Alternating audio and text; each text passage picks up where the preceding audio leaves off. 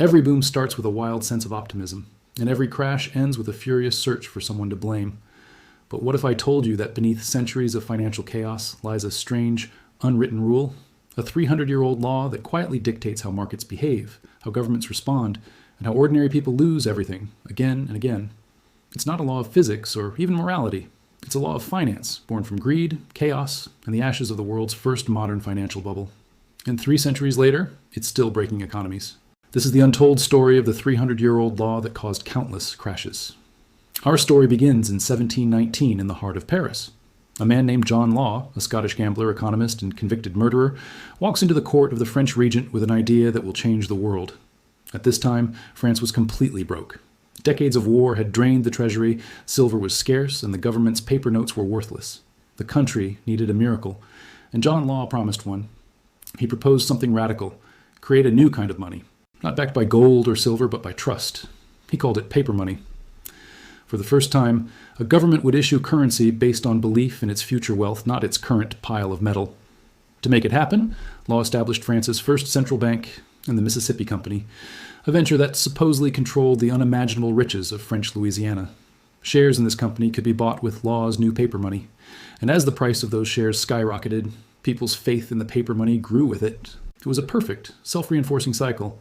Speculation fueled confidence, and confidence fueled more speculation. The French simply called it le système, and for a while it worked like magic. Paris was buzzing with newfound prosperity. Barmaids and butlers became overnight millionaires. Even the old nobility mortgaged their ancestral estates to get a piece of the action. France, once bankrupt, seemed reborn. But behind all that glitter lay a colossal madness. The company's profits were imaginary. Its territories were largely unexplored swamps. Its balance sheet was pure fiction.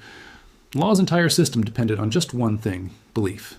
And when the first whispers of doubt emerged, that belief vanished overnight. By 1720, the Mississippi bubble had collapsed. The paper money lost 99% of its value.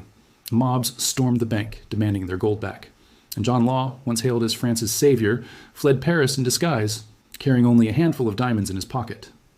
The world's first paper money experiment had ended in total disaster, but it left behind something far more dangerous than bankruptcy: a template. John Law had written the first unwritten rule of modern finance: if you can print confidence, you can print wealth. Governments, economists, and central bankers have been testing that rule ever since. You see, Law's system wasn't just a weird fluke of 18th century France. It was simply ahead of its time. His core idea that credit and paper could replace gold became the very foundation of modern monetary policy. And almost every major bubble since has followed his script. The South Sea bubble in Britain in 1720, the railway mania of the 1840s, the roaring 1920s stock boom, the dot-com frenzy of the 2000s, and the everything bubble of today. Each one began with the same illusion that credit, debt, and paper wealth can expand forever as long as confidence holds. John Law's greatest invention wasn't the banknote, it was the cycle. A cycle that goes like this: create easy money, inflate asset prices, watch confidence soar. Then, when belief finally cracks, watch everything collapse. This is the Law cycle, and it has repeated for 300 years.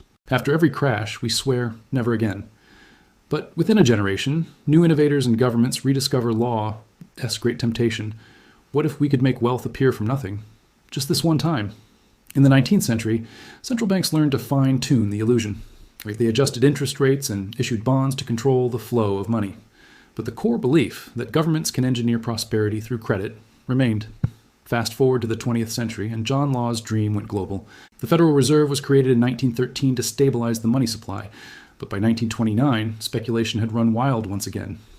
When the Great Depression hit, the U.S. economy collapsed under the same logic that doomed France 2 centuries earlier. Too much paper chasing, too little real value. Then came the Bretton Woods system, tying the U.S. dollar back to gold, a brief attempt to anchor trust in solid metal again. But by 1971, even that ended. President Nixon severed the dollar's link to gold, completing John Law's revolution. From that moment on, every major currency on Earth became what Law had envisioned, paper-backed only by government promises. The result? Endless cycles of boom and bust, now supercharged by modern tools.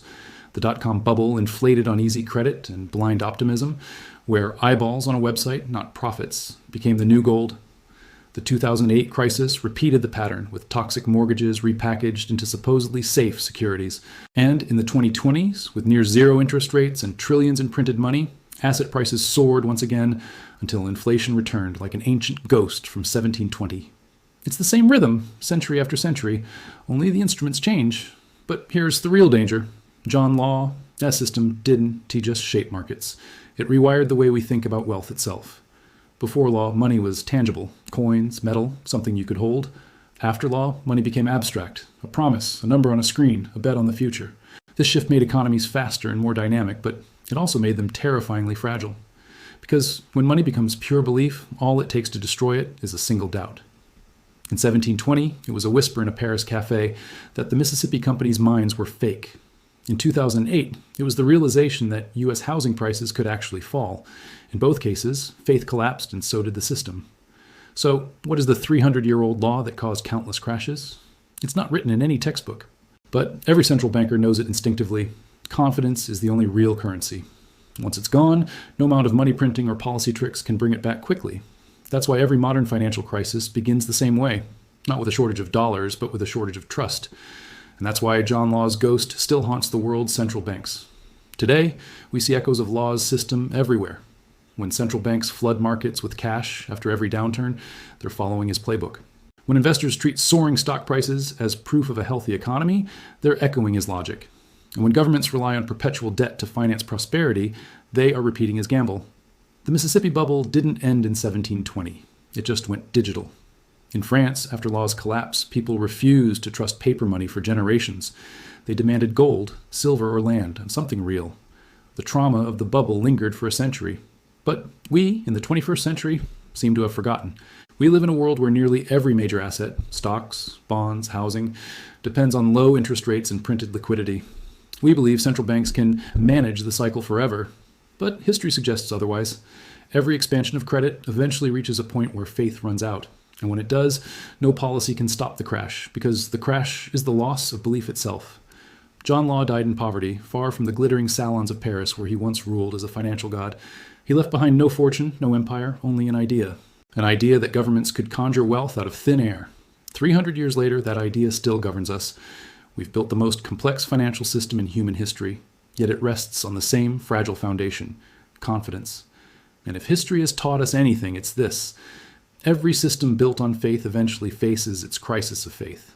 The faces change, the instruments evolve, but John Law's law never dies. Because in the end, the true engine of finance isn't gold or credit, it's the oldest currency of all, trust. And the moment that trust runs out, 3 centuries of innovation won't save us from the oldest outcome in economics, collapse. Thanks for watching. If you found this story as fascinating as I did, hit that like button and subscribe for more deep dives into the hidden forces that shape our world. See you next time.